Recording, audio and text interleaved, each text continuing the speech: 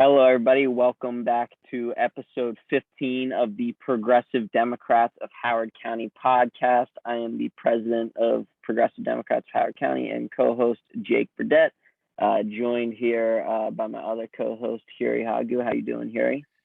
Hi, Jake. Hi, everybody. Welcome back to our podcast. Yeah, and we got matching outfits here. Got the rocking the white shirts and the AirPods there, so not coordinated. But yeah, so we are back with another episode in our mini series here, interviewing different candidates of the HoCo4Us slate running for Democratic Central Committee in Howard County, which both Huri and myself are also running on. Excited about these interviews here. We are joined both by Eduardo Riviero and Rick Kohn, and we're going to be talking to both of whom are doctors, I should add. And we are going to be speaking to Dr. Rick Kohn. Hey, Rick, how you doing today? Good. Nice to be here, Jake. Yeah, thank you for joining us, and thank you for running. So, just for people who are not familiar with you, could you tell them a little bit about yourself? What's important to you and why you're running for Democratic Central Committee? Okay, well, I've lived in Howard County since 1996. I don't even calculate how many years it is anymore. I'm not that fast at math, but I've seen changes, some of which I don't think have really been in the vision that was originally proposed for Howard County. A lot of the crowding, the overcrowded schools, the excessive traffic, building in places that are not environmentally sound for building. And basically the fact that the developers, maybe they've always, for a long time while I've lived here, the developers have controlled the county government, but the developers are different developers and they're not acting in the best interests of my cat here or the rest of us. So I am running for the Central Committee for the Democratic Party on the slate, the HoCo4Us slate, and hoping that we can come up with some persuasive arguments for the Democratic Party to have a platform that represents the interests of the people that live in Howard County and not just the interests of the money that pays for the election.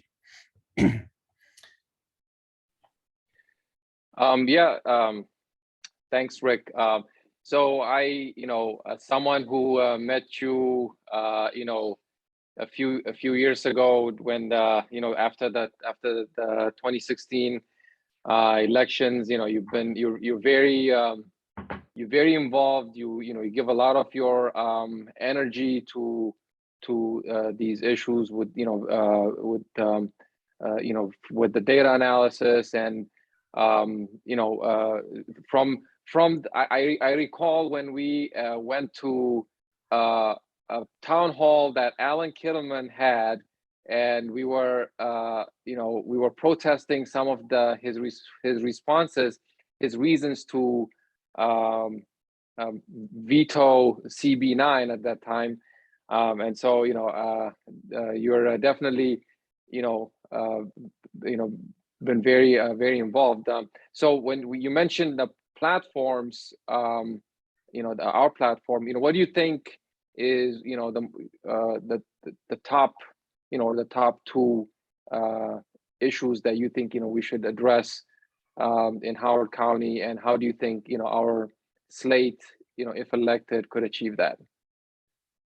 Well, as you were right, you and I were founding members of the Indivisible Howard County chapter, and I worked on the Indivisible Immigration Committee quite a bit because my wife was chair of that committee for a long time.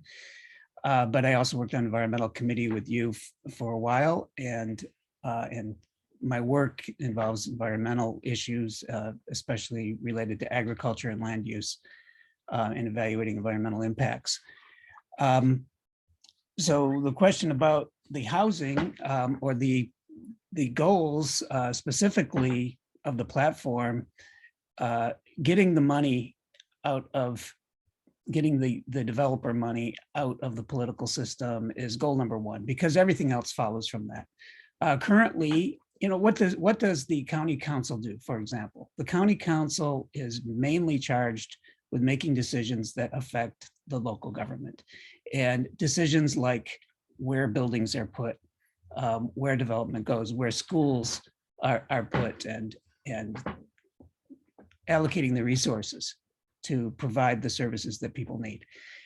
The developers, the companies that want to maximize their profits do not have the same interests as the people of Howard County. And so for them to make those decisions, for them to be the ones who are deciding who's on the committees to decide where buildings are going to go, is inappropriate. And we have some great Democrats already on the council, but they're outnumbered. Liz Walsh, civil engineer, attorney, really knows about these environmental issues and where it's appropriate to build and where it isn't. And Deb Young has been very supportive of looking after the people's interests. So we need to support them, and we need to also support Democrats that are going to have this independent stand and have these interests in mind. So getting the money out is really important. One of the things that we worked with your campaign, which I also supported, we talked about the way the development segregates our community. And that's also an issue, because I think a lot of our racial problems in this country are due to the increased segregation that has been occurring since busing was re-allowed, or was outlawed. Busing was ended. In the 60s, we made an effort in this country to desegregate, and that has gone backwards. And it's the developers, again, that are doing that. They are the ones that are deciding, well, we'll if we're going to make low-income housing, we're going to put it in the same place. We're going to put all the low-income housing in certain areas, because that's economically best for us, because that maintains the value of these mostly white, wealthy communities in their property. And the reality is, the previous developers, the Rouse Corporation, didn't used to have that philosophy. And so that's what I say, that it hasn't changed. The developers have been in charge since the beginning of Columbia, certainly before I moved into this area. But the problem is that the way they governed wasn't as bad as it is now, and as much in the interest of their profit motive and their philosophy. So we need to have the people make those choices. It was great to be in Columbia, and Columbia with a mixture of affordabilities in the same neighborhood. There's nothing wrong with that. And people should get over this idea that it would be the end of the world if an apartment building, I've lived in apartment buildings. When I was a student, I lived in apartment buildings. I wasn't a bad person. And a lot of people have that experience. It's not a problem, but it is a problem when all the low-income areas are put together, because then you start to get tensions that otherwise don't need to exist. So, and the resources end up not being distributed, and that's what's happening with our schools, where all of the low-income kids go to the same school, and they don't get extra resources. If anything, they get less. And so they're creating issues with the teaching, and they need the extra resources. So they're not going to be distributed. And it's more than that the issue of segregation, that it has been shown that segregated school systems have greater achievement gaps. And you would say, well, and it's counterintuitive as to why, because you think, oh, well, if it's a segregated system like our system is, and we have a very big achievement gap, but wealthy students do well in every school, and low-income students do poorly in every school. So it's not that all the poor kids being in one school is necessarily bad for the poor kids directly, but it seems to have more to do with people's attitude toward education. If people are integrated, even the wealthy people who actually are involved in the schools are going to have more concern about all of the students in their school. And they're going to be a community that educates better. And so we're finding that places like Atlanta have more segregated school systems, and they're actually performing well in all of the schools. performance gap is lower. So in Howard County, it's not that the wealthy are doing badly if they attend one of the schools with a lot of low-income students. They're doing just as well. But it's the low-income students that are not doing well in this environment that we have. So that is one of the issues that I'm interested in. I have a website and it's still up, and the articles are getting old, and partly not my fault, because the data that I was analyzing, data that was available, and the data just isn't provided very much. And so I have to use old data because that's what I have. But basically, I looked at a lot of these issues on my website, which is called, well, let me see what's it called, data, DATA, 2, the number 2, knowledge.info. So you can check that out if you're interested in these issues. Yeah, well, thank you for that, Rick. And I know, you definitely being a doctor and, coming from that background, you view it from facts and figures and statistics basis and really do your research. So thank you for that. And one last question I have for you is, you just talked a lot about what are the issues here at home in our county, which makes sense running for a county office. But since we're running for a party office, Democratic Party office, and there are Democrats elected to all different levels of government, I know one thing that you're passionate about. You referenced the immigration stuff, and I just know in general, foreign policy, international relations, and the U.S.'s role in that is something that's important to you, and especially I think in Latin America. So could you talk a little bit about some of the activities you do in that regard and kind of what got you interested in that? Yeah, that's a great question. I grew up actually in a very conservative, all-white community in rural New York State, and for my enrichment, my parents agreed to let me study in Peru with wealthy people, of course, in Peru, because that's the way those programs are. But it was still really eye-opening. And when I studied there for 3 months during the summer when I was in high school.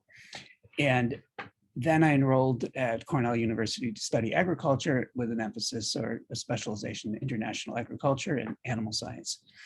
And I learned there that, these problems are a lot more complex than we think. It's not just teach people how to, the old adage, if you teach a person to fish, you feed them for a lifetime. If you give them a fish, you feed them for a day. Well, that's very much an oversimplification, because the problem was that our government basically won't let people have access to the pond. And they're supporting people within those countries that prevent access to the pond. So no, it doesn't matter if they know how to fish or not. In fact, they already know how to fish. In fact, Latin Americans, the indigenous people taught us how to do agriculture. We didn't come up with this. Corn, beans, squash, they're all from the indigenous people here. And they know what they're doing, but they have to have access to land and land reform in some cases because of colonialism. All the land ended up being owned by very few people or by corporations. So I studied international agriculture. I went to Nicaragua as in between my bachelor's and my master's degree. I worked there for a year, revolutionary Nicaragua, which had a land reform, which was doing things that all the books said they should be doing. At the same time, the US was trying to overthrow their government. So what are they doing? You look at a poor country, what does a poor country do? Why are they poor? They ask that question. And it's about the inefficiency of the economy. How do you make the economy more efficient? Education, healthcare, roads, infrastructure. So they built those things the best they could while the US funded terrorists to attack those same institutions. So they attacked the schools, burned down the schools, attacked the hospitals, destroy the roads, burn the bridges, blow up the bridges. So all these things. So our government was trying to overthrow their government because it was seen as being so-called communist, which meant it wasn't supporting US companies' rights in the country. Nicaragua had a neoliberal government. And then they, after 16 years of increased poverty, returned to, having to pay for education all the way through from grade school on, which most people couldn't afford. Those sorts of privatization that we hear about in Howard County, right? The same sort of privatization, the developers, they have the same problem there. It's a matter of the wealthy taking advantage of people. Those same issues, left them in a bad situation. In 2006, the Sandinista government was reelected narrowly, and every election since, they were more popular. So the US media would call that entrenched, or, a dictatorship or what have you. Basically, they're popular. And if you ask people why they're popular, they tell you, they point at things. They say, well, look at these roads, look at this hospital. I go to college for free. I have healthcare. All these hospitals are free. Oh, these are all the things that we want in the United States, aren't they? And yet they're a very poor country and they have that. And so I feel that there's a lot we can learn as activists, as people. What should we expect from a government? And when you do these things, it becomes much more efficient. So it floats everybody's boat, essentially. So that is why I've been interested in Nicaragua. So I've returned a few times in the past few years. I was they called an accompanier, which doesn't translate exactly into English, but basically an observer of the election. But it was clear that if you want someone to accompany you home at night, on a dark night, because you're afraid someone's going to rape you, you're not going to ask a rapist to do it, right? You're going to ask an accompanier who you trust. And so the OAS, for example, or CNN, these would be more like rapists, accompaniers, observers who aren't exactly observers, not really on the people's side, because they were known that they lied. They lied about the elections in Bolivia, caused a coup. It was known what they were going to do. So, so they invited people that they trusted would observe the elections, but they were the most amazing elections, the most secure and freest, and the verified. And as a data person, I look at our elections and I think, I don't think there's any evidence that Trump did win. But I also don't think we verify our elections. If, as a data scientist, if I treated my data like elections are treated, it would be, it wouldn't be publishable. Nothing is verified. I can show you, for example, a precinct in PG County precinct where 145% of people eligible to vote voted, and 98% voted for Trump. For Hillary Clinton, and only 2% voted for Trump. More people voted for the Green Party than for Trump. Okay, maybe, but maybe that was the proportion, but how do more people vote than are actually eligible to vote? So, the data wasn't verified, and they would put this online 5 months later so that you could analyze this. In Nicaragua, by the way, that same sort of data, precinct level data, was online within 3 days. So you could also analyze theirs, and you don't find these problems because they count the votes in place. They do multiple. They had so many protections. So there were a lot of things that Nicaragua does that we should learn from, and so that's why I'm starting a study abroad course there in the next winter term at the University of Maryland. For students, we're going to look mostly at agriculture and agroecology and what they're doing to decrease the effects of climate change, and also, mitigate the greenhouse gas production from the agricultural system. So we're going to go there and look at that. But of course, you're going to see a lot of different things in Nicaragua because it is a very open society and very interesting place. Well, yeah, Rick, I think what you're highlighting is the lack of transparency in our government, and it's pretty systemic, and it touches on a lot of levels. So definitely that's something that, we as a Slate have talked about, and, we want to address. So I just want to I want to continue to to comment, Jake, on the depth and breadth of the knowledge of the people on this slate, just it's not all the superficial stuff. It's very it's substantive, and it's something that will help people. So it's really good that it's good to be running on the same slate with you. And so before we close it out and go to our next slate member, Jake, did you have any additional thoughts? No, that was it. Thank you. Thank you, Rick. And I have just one more comment. Yeah. I hope people will vote for me for the slate, because I do think I have a perspective. But if you're debating and you want to vote for just one of us, you should be voting for Jake. You should be voting for Hurry.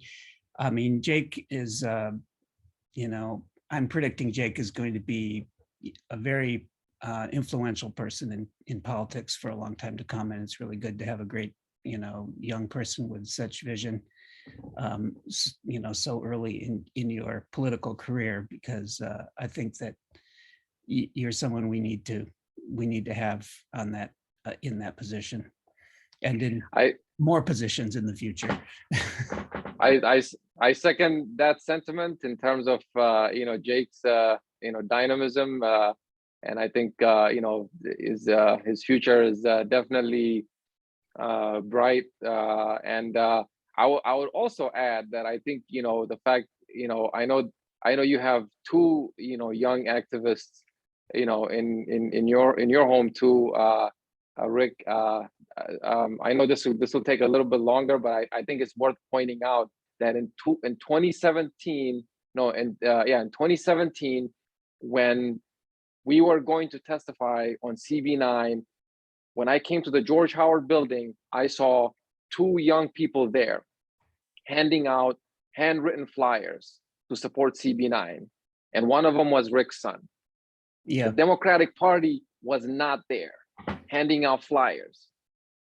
It was Rick's son and another person. And so, if I think it says a lot about, where things are, and who is really dedicated to improving people's lives. And I think Rick would do a great job. So thanks, Rick. I will. So